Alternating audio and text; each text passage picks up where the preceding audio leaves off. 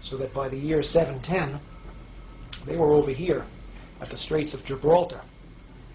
That was only, let's see, about 60 years after the death of Muhammad. It took them only 60 years to conquer the entire Middle East and get over to this point right here. This puts us at the year 710 AD. Now in the year 710 AD, a fellow by this name, let's get him to stand up a little better, Tariq ibn Ziyad, means Tariq the son of Ziyad. Tariq was, I believe, a Moroccan. This is Morocco over here. In other words, he was a Moor, a man from Morocco. This whole North African empire, Islamic empire, came to be called the Moors, or in Shakespeare, the Blackamoors. Sounds like we had some black people there, huh? Tariq took the armies of Islam across the Straits of Gibraltar and landed on the Rock in the year 710 AD. You'll never guess what he did next. He burned the boats. He made up his mind that if his armies of Islam could not conquer Spain, they weren't going home. So he burned the damn boats, and that left them facing one way, which was straight forward. And in the year 710, they swept across the Iberian Peninsula, and they took the land that we now call Spain for Islam. For just about 800 years, until precisely the year 1492, the year Columbus sailed for America. For almost 800 years, Spain was a Muslim country. The army stopped at the Pyrenees Mountains because they couldn't beat the French. In honor of his conquest, they called what is now called the Rock of Gibraltar Jabal al-Tariq, which means the Mountain of Tariq. And the British, in their inimitable way, turned Jabal al-Tariq into Gibraltar. We now had an African Muslim empire which stretched from the Pyrenees Mountains, encompassing all of Spain, Morocco, and the whole north coast of Africa right up to Egypt, and the area south into the Sahara Desert as far as any man cared to stake a claim. This northern African empire, which was eventually headquartered in Spain, went under three names, and here they are. All the same empire, really, but three different names. From 710, the year that the Muslims moved into Spain, up until about the time of the Crusades, this was called the Umayyad Empire. And it wasn't just North Africa, because at that time, up until the Crusades, Islam had a world government. It was one empire, ruled from Damascus, and it was called the Umayyad Empire. But around the time of the Crusades, the Umayyad Empire fell apart into smaller empires. And the empire encompassing Spain and North Africa at that point was called the Almoravid Empire, later the Almohad Empire. These names, Almoravid and Almohad, come from names of tribes, but it was all basically the same region. This area, from Spain, North Africa, all the way to Egypt, and well into the Sahara Desert, an area just about the size of Western Europe.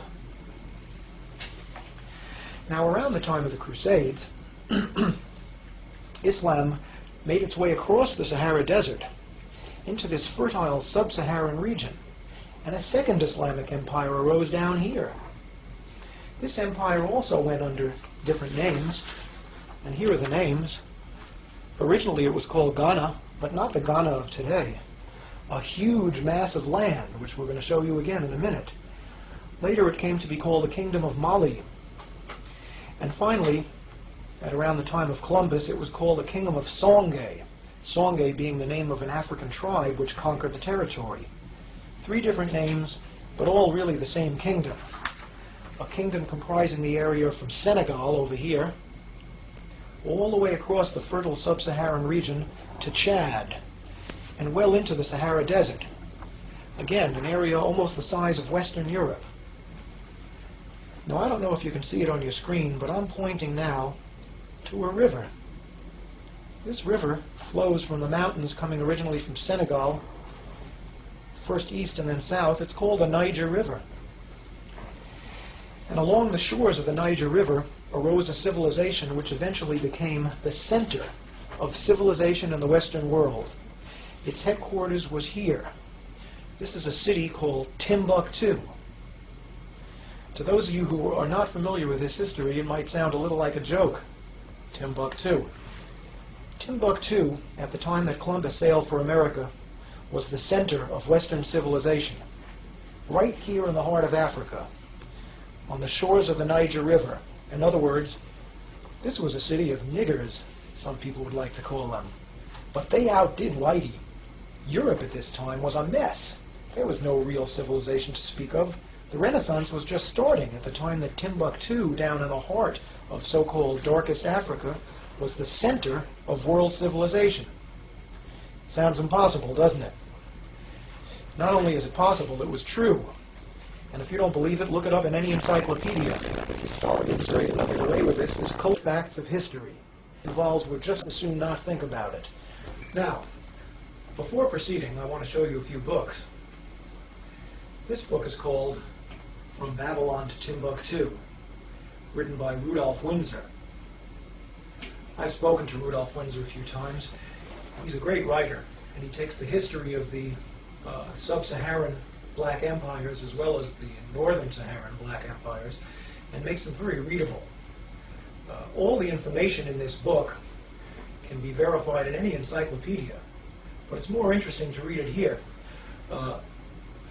Because Mr. Windsor is a sponsor of this show, we're going to be giving the address of his publishing company at the end. You can also obtain this book in many black bookstores or street stalls which cater to black books, although you won't necessarily be able to find this in Barnes & Noble. Great book. Here's another book which is a big source of information for me. It's called World's Great Men of Color. And this is a book you shouldn't have too much trouble finding in a library or elsewhere. It was written by J.A. Rogers, one of the great black writers of the early 20th century. Finally, here's a book that I'd love to be able to talk about, but I doubt there'll be time. It's called The Sign and the Seal by Graham Hancock. It was a bestseller for its genre not too long ago. It tells the story of the Ark of the Covenant. And if you're like me, by the time you finish this book, you're going to believe, as the author believes, that the Ark of the Covenant is in Ethiopia, where it's been for thousands of years. That is, God, if Mr. Hancock is correct, gave the Ark of the Covenant to niggers. Think about that. Of course, a lot of people don't believe that. I'm not 100% sure it's true myself, but I'm about 90% convinced. In any event, I don't think we're going to have time to talk about the Ark today. Let's talk about Spain during the Middle Ages. I want to read something to you. I want to read you a little passage about Moorish Spain as Europe's cultural center.